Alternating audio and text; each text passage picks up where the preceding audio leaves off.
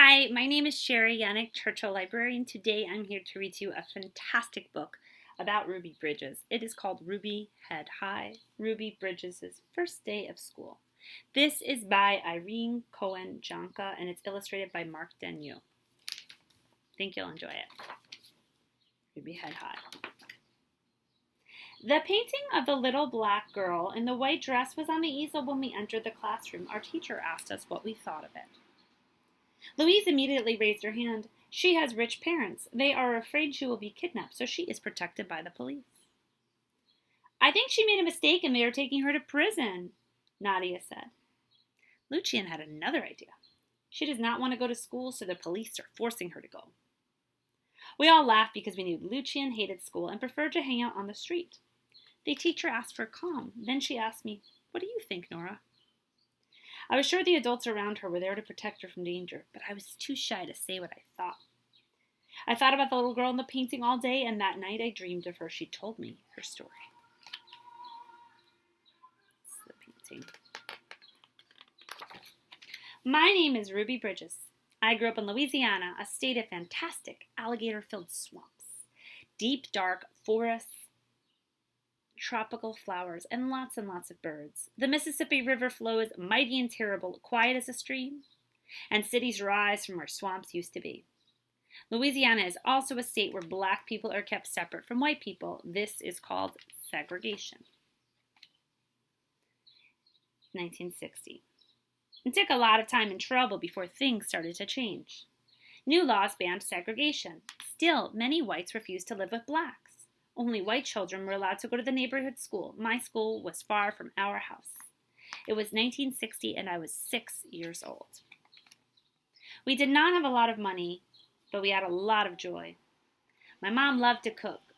Rice and catfish, banana pudding, cake, so many good things that scented the whole house. After school, I played knucklebones with my friends, skipped rope, climbed trees. In the summer, a band of us, my brothers and sisters and my many cousins, all went to my grandparents' farm. We didn't have much time to wander or get bored. We had to harvest and can vegetables. In the evenings, we fell into bed exhausted. I was a happy girl, and then everything changed. One day, there was a loud knock on the door. People who had been fighting for equal rights told my parents that black children had the right to attend white schools. They just needed to pass an exam. My father shut the door. He did not believe there would ever be equality, but my mother believed in fighting. She convinced my father to let me take the exam. More than 100 children took the test. Only 6 girls passed. I was one of them. At church, we prayed for courage and strength. I did not understand why it took courage and strength to go to a new school. All I knew is that I would miss my friends.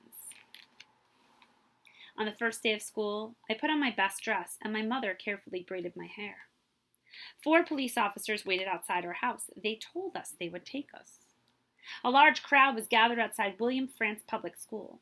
The din of sirens and shouts reminded me of Mardi Gras, but this was no carnival. You can kind of see the pictures, and the people look pretty unhappy, and it says, "Integration is a mortal sin. No Negroes in our school. Keep our school white." So pretty terrible signs. Not very nice at all.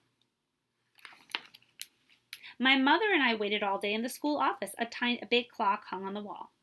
All day, angry white parents came and left with their children. At 3 o'clock, we were told to leave.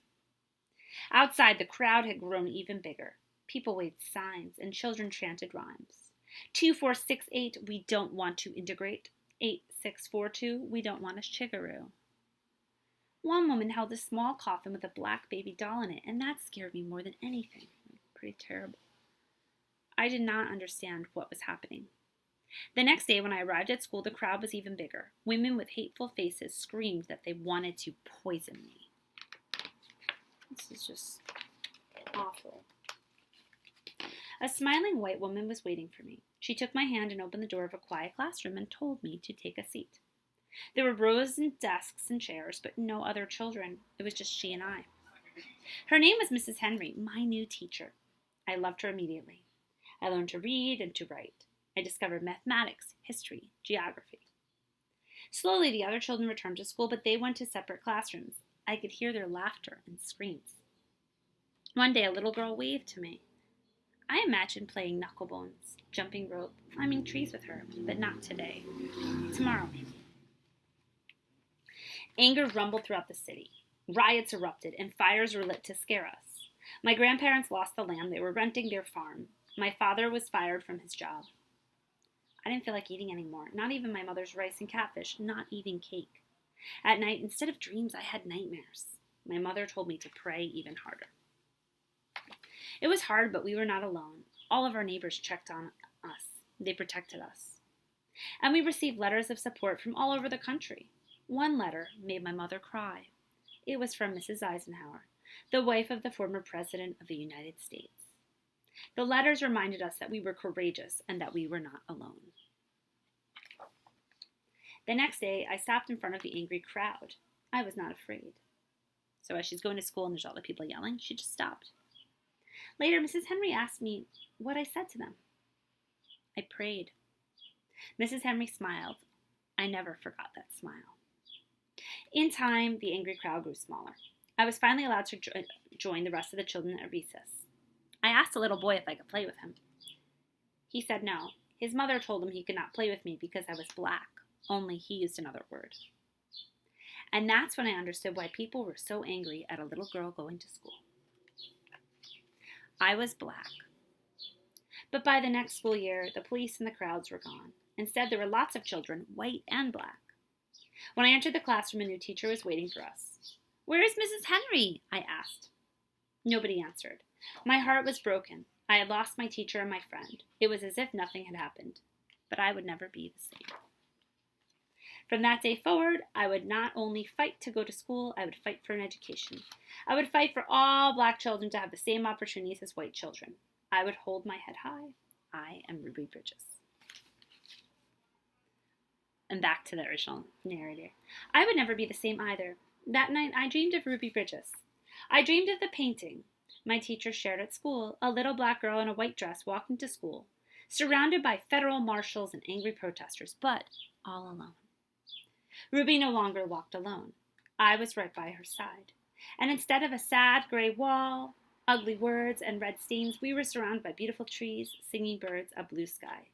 Ruby, head high, and I.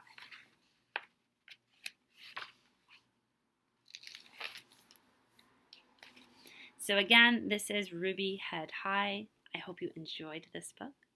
Thanks for listening and keep on reading.